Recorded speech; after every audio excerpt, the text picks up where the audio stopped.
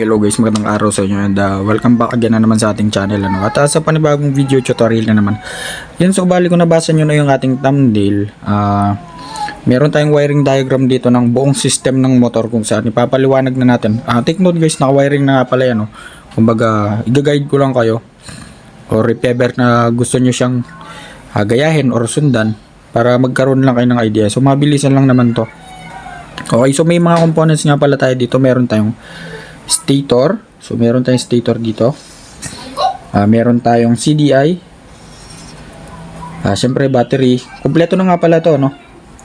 Regulator rectifier. Ignition switch. Ayan.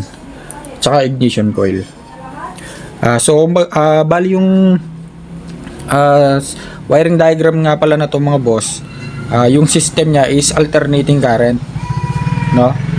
So, ibig sabihin kapag alternating current, hindi consistent, hindi pare-parehas or hindi pantay-pantay yung buga ng kuryente papunta sa or yung pinagmumulan ng kuryente. Unlike sa battery operated na nanggagaling mismo sa battery.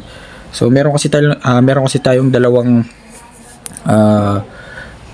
way or ano bang tawag dito? Uri ng paraan para mapaandar natin yung motor. Isang AC or yung stator type or alternating current at saka yung DC or yung battery operated na tinatawag.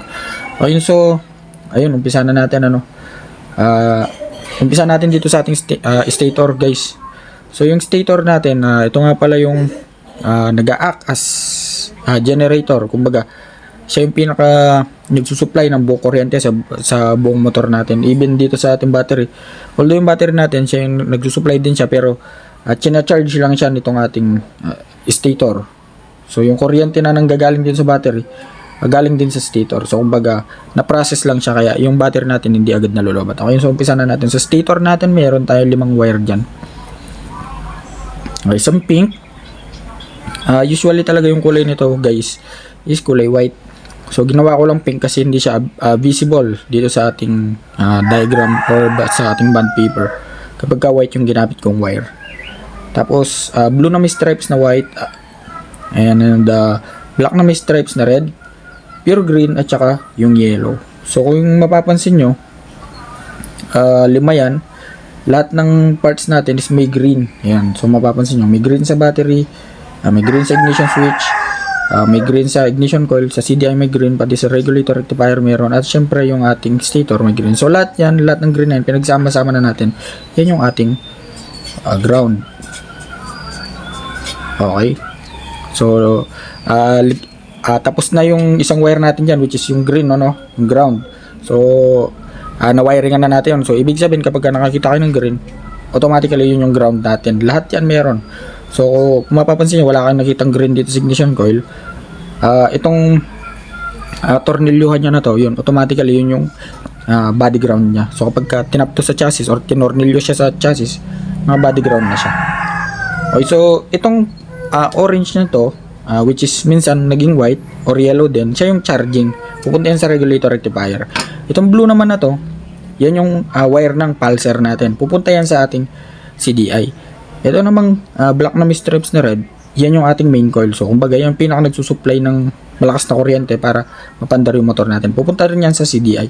So itong green, okay, tapos na tayo doon, ground. So yung yellow, yan yung light coil natin. Pupunta yan sa ating regulator rectifier. So next naman, sa CDI tayo. So kung mapapansin nyo, yung kanina, yung blue, nakita natin sa CDI. Sorry, blue na may white. Ayun. At yung black na may red, nandun din. So, ayun, yun lang naman yung connection ng dalawa na yun. Tapos, may 3 pang wire sa CDI. Tapos yung green, automatically ground na yan. So bali 2 na lang. Itong black na may stripes na white, pupunta yan sa ating ignition switch. Yan yung kill switch ng ating CDI. So kumbaga pag in-off mo yung ignition switch, ma-off yung system ng buong motor.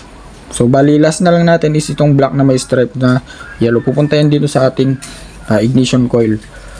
Okay, so yan yung ating trigger or papunta sa ating spark plug na mismo. So kapag pinitik nito, ganito kasi yung flow niyan. Ito kapag naglabas ito ng malakas na kuryente, yung papunta yan sa CDI. Sa CDI natin, i-hold ng CDI yan. Ngayon, kapag yung magneto natin dumaan sa pulser, iti-trigger ng pulser yung CDI, which is maglalabas siya ng current dito sa yellow papuntang ignition coil. So yung ignition coil naman dodoblihin yung current papunta sa spark plug or palalakasin niya, kaya nakakaramdam tayo ng pagka-ground kapag in-spark test natin yung spark plug natin or itong spark plug cap. Okay, so ito yan. Ngayon sa kill switch naman, yung tulad nga ng sinabi ko, kapag yung motor nyo umandar or umaandar, i-off nyo ignition switch, mamamatay. So baga puputulin nyo yung supply ng buong system. Next, dito naman tayo sa regulator or rectifier. Itong regulator rectifier na to nag-aacto as taga-manage or taga-rectify ng AC na nanggagaling dito sa stator or alternating current na nanggagaling dito sa stator. So kumbaga, siya yung taga-manage, kino-convert niya yung kuryente from AC to DC at siya naman yung nag-charge dito sa ating battery. And kung mapapansin nyo, yung pink natin, yan yung charging natin. So i-manage niya, ilalabas niya papunta sa battery natin. So yung battery natin, kaya umaabot ng taon-taon at hindi agad nalulubat. So next naman dito sa yellow, yan yung ating light coil. Kapag wala kayong battery, pwede kayo mag-tap dyan kasi yung current na nilalabas ng stator natin papuntang regulator or rectifier, minamanage din yan nitong rectifier natin papunta sa mga switches ng ating motor. Okay, so ganun lang kasimple. And sa susian naman, present na yung green natin, automatically ground. Tapos yung red, so nanggaling din yan sa positive terminal ng battery, which is tumaan dito sa fuse. Yan yung pinaka main fuse ng motor natin. So kukuha ng supply dito sa ating positive terminal or sa battery. Kapag in-on mo ngayon yung inyong susian, yung current na nanggaling dito sa battery or sa red wire, lilipat lang dito sa accessory wire. Siya naman ngayon yung magsusupply ng busina, brake light, tail light, headlight, starter at iba pa.